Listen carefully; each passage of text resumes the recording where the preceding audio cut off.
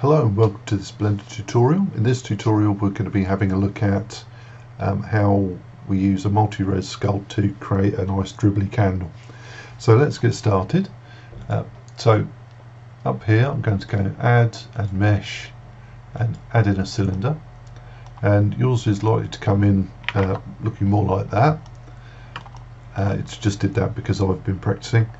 And I'm going to use this radius down here to shrink that right down, and then we use the Z location to bring that up so it sits on the top of the candle holder. If you don't have the candle holder, that's fine, it's a previous tutorial, but you know, you can just put it on the ground plane. Okay, so with that done, and if you're happy with the height, which I think I am with that one, we can get going. Okay, so click off there and then reselect the model and press tab to go to edit mode, and then I'm going to cut it. So we can use the loop cut tool to cut around the center. And before I click off to cancel the tool, I'm going to put some cuts in, and I think around 60 is about right. So I'm trying to get enough cuts here so that the polygons are roughly square. If they're too long, it's you know, you can have some odd results, so just be aware of that. I also want to take the top off, so let me select all of those. Oops, need to be in the right kind of mode. There we go, need to be in select mode, and just select those, press delete and click faces. Now the reason I'm doing that is because with those triangles on top, when you go in to sculpt it, it's going to have some odd results. You're going to start to get some harsh lines. What we want at the top is a nice bunch of quads. So I'm just going to go to edge mode there and press Alt and click on an edge around the top, and then I'll press space to go into search mode and type in fill, and you should see then grid fill, and that will fill the top with lovely quads. Okay, now if you were being really you know, good, I'm just going to hide the candle holder there. We could actually just completely delete the bottom here because it's not necessary. Nobody's going to see it. So just select over those, whoops, in face mode. There we go, delete those and delete the faces. There we go. Okay, so we're almost there really. All we're going to do now is add the multi-res multiplier. Multi-res multiplier? I don't think that's what I mean. The multi-res modifier, that's it. So I'm going to go back to object mode, and with the cylinder selected, I'll go to add modifier and add the multi-resolution modifier. Okay, with that selected, under the subdivision area, I'm going to hit subdivide 3 times. 1, 2, 3, and that will show up here. And now that's ready for sculpting, which will start in the next section.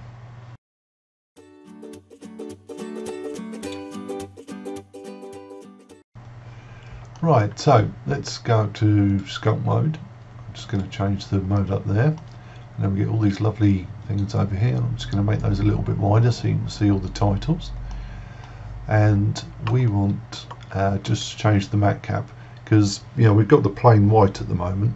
But in flat shaded mode, I can switch that over to, whoops, wrong one, that matte cap first, to this nice clay.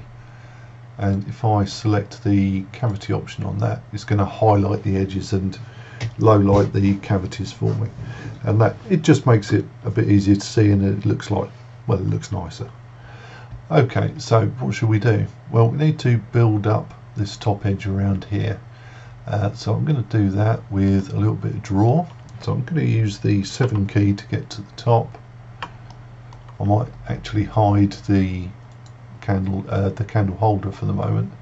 I'm just going to draw around here, trying not to draw too many kind of, you know, long straight strokes. I'm trying to make it a little bit kind of lumpy and, you know, odd looking. There we go. So that's started to build that up. So now we can just keep building. You can change the brush size if you like with the F key to build up a little bit more, and what I'm trying to do is just form that kind of broken melted edge. In the middle I want to sort of push down a little bit, so what we'll do for that is we'll press the shift key, not the shift key, sorry, the control key, and just paint around the middle there, so it's somewhere for our wick to sit, and somewhere where, you know, it's really melted. Okay, so what else should we do? Well, we can start to use the blob tool. I'm just going to scale that down a little bit, there we go, to bring that out at the edges, to have it bulging a little bit, maybe a little on the top as well, perhaps. There we go. Oops. There we go. So that's more or less the top of the candle. We could use our elastic deform here, if I make that a little bigger with the F key, just to push some of that out a little bit, just to give it, you know, a melted-y kind of look. Now somewhere around here I want to have like a groove where the lip is broken and the the wax is dribbling down. So let me go to the front view, that's the 1 key, and I'm going to use my elastic deform to bring that down a little bit, and then I'm just going to move my camera around a little and then make my brush a little smaller, just to break that edge, making sure I don't bulge it out too much. Oops, I'm upside down. There we go.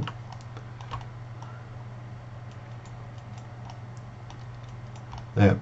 Now I just want to flatten this end a little bit, so we use the scrape tool for that. Where is it? It's there.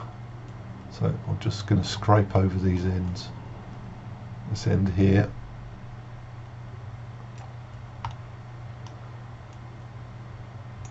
There we go. Okay, so in the next bit, I'm just going to smooth that, sorry.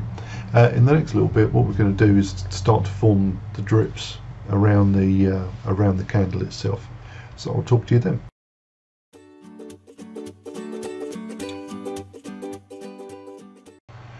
Okay, so let's pop some drips in. There's a few ways we can do it, but I'm going to use blob to start with. So if I zoom right in now, I don't have to change my brush scale. I can just start to drag down. That's perhaps a little bit much, so I'm going to adjust my strength down to, say, half of that, 0.25. There we go. Just draw all that down a bit, and I'm drawing kind of rough pieces all around. This is just the start of, you know, getting those lovely drips in. So it's building up, building up. There we go. And now I'm going to pick a spot, and judging by my kind of groove I put in up here, it's going to come sort of kind of down this way, I think. So now I'm going to resize my brush. I'm going to take that right down, and I'm going to start drawing from about there. Just take that down, try and make it a little bit more vertical than that, John. There we go. Now once I've done that initial stroke, I can go over it, just clicking to roughen it up a bit to get a more kind of ragged path, if you like. It's a bit more up there, and then at the end I'm just going to resize my brush a little bit so that the drop on the end is a little harsher, and then I'm just going to click a few times to put the drop on the end on. But it all looks a bit rounded and a bit boring, so now I'm going to use the elastic deform brush to make it a little bit bigger, and I'm going to drag that down a little bit, and then at the top I can drag it upwards, and now I'm getting a sort of teardrop shape for that. I can even grab it, move it out a little bit if I make my brush smaller. There we go. There we go. So that's our first drip. And we could use a couple of tools down here just to kind of make this path a little less how can I put it, uniform in width all the way down. So let's go for a pinch. Where's pinch gone? It's here somewhere. Oh, there he is, right in front of my face. So I'm just going to make this brush a little bigger. Now I'm going to just click on various spots down there, just so that it, you know, roughens it up. It's not, you know, perfectly down. And if you wanted to change the path a bit, we could use elastic, make it a little bigger perhaps, and just move it left and right to get, oh, that's too much, to, you know, alter the path a little. Okay, so in between videos I'm going to do that a few times, you know, just around the sides, and you know, you do what you want to make it look how you want it to look, and then we're going to come in and I'm just going to do a couple of final tweaks to, you know, to make it good. So I'll talk to you then.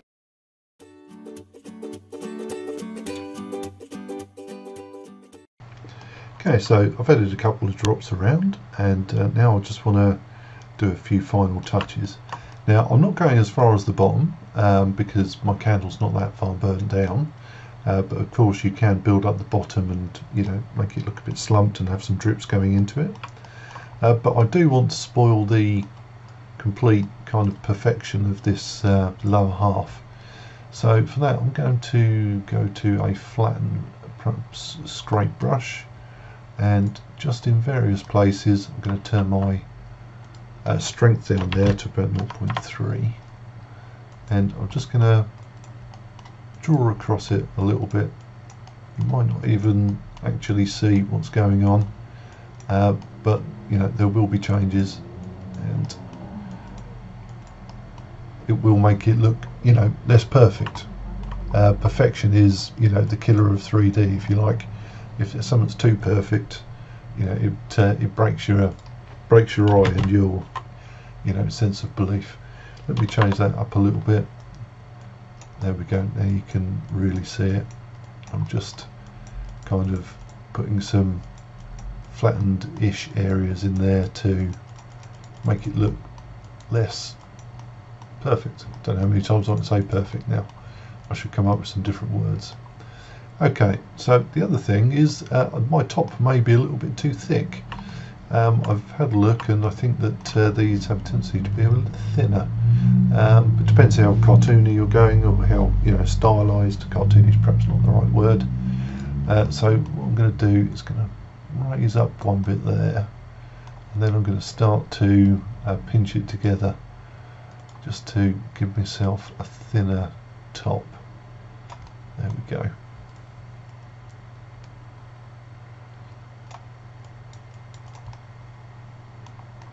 There. Okay, so there is the candle essentially. Could add a wick to it, or we need to add a wick to it. So let's come out of sculpt mode and go into object mode, not object mode, sorry, edit mode. And you'll notice when you go back to edit mode, you don't see anything. That's because we didn't collapse the modifier. So let's do that. So on my multi-res, I'm going to use this drop down and click apply. And now when I go to edit mode, we'll have our proper candle. Okay, so I want a wick, so I'm going to add another cylinder to this, and this will come in essentially the same size as the one we did before.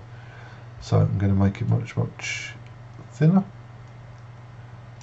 There we go, and not as high. Whoops, crikey, this isn't going well.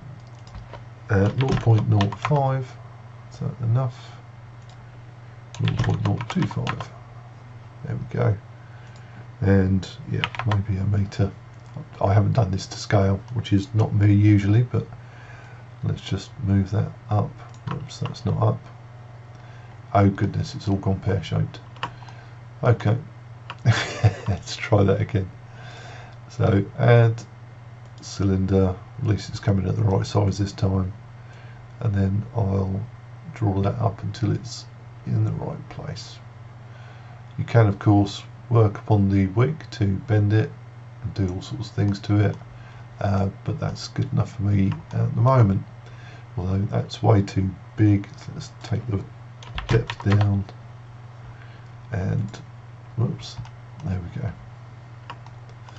Okay, so I'm going to select one on this and hit L to select the linked polygons, and then S to scale, and I'm going to bring that down a little bit as well.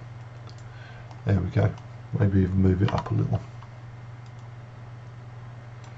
Okay, so it's ready for a flame.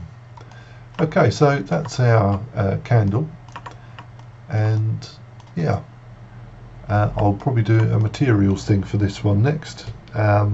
So we'll add, you know, like a wax in and a flame and all sorts. But that's it for now. I hope you enjoyed it, and I'll talk to you again in another set.